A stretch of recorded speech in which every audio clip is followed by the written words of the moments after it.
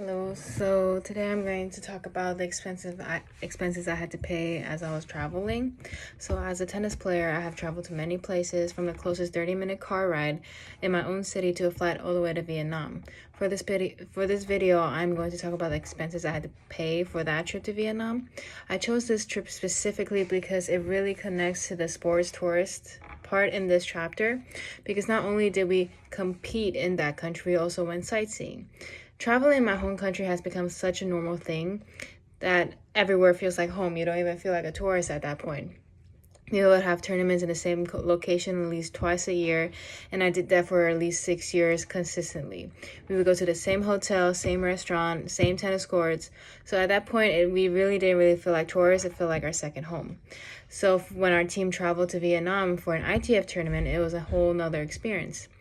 An ITF tournament is an international sports organization for ages 13 to 18. It's an international scoring and ranking where you get to play against people from India, America, China, Japan. It's basically a stepping stone before becoming a professional, or if you want to go to college tennis. Anyway, back to expenses. Before even stepping out of the country, we will have to pay an account fee for the ITF organization. This is where you can sign up for tournaments and sign up for some events and that kind of stuff. It usually costs about $75 per year.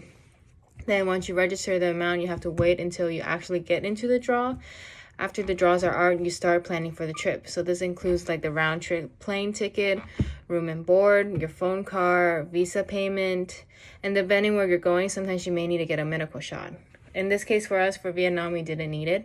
Once everything is ready, you fly out. Normally, if you are flying as an individual, your hotel bookings will be like by day. First, you only book for 2 days, and then as you go through the tournament, you will continue the booking. But because we were going as a team and we were sponsored to go, we booked it for the whole tournament and a bit more. So it was about a total of 10 days. Once we got there, little fees start to pop up, things like transportation, like taxis, stuff like that, food, sports drinks, souvenirs, tournament fee, and if you broke your strings, you have to get them restrung as well. Lastly, the few days that we were done, like we were done with our tournament, we went sightseeing. So we paid for a museum trip, we went on a boat ride, we bought some coconut candy, we also went to this place where you can negotiate stuff, so we bought some clothes and stuff like that. So these little souvenir stuff and sightseeing stuff that also added on to the bill. So keep in mind, this is only a 1-week tournament. I have friends and people who are trying to play professionally. They travel for a whole month straight. So sometimes they'll have to buy a ticket to one and then they have to go to another. So that's not even a round way ticket. So it's a very expensive to travel as an athlete. So yeah, it's just crazy in amount. That's about it.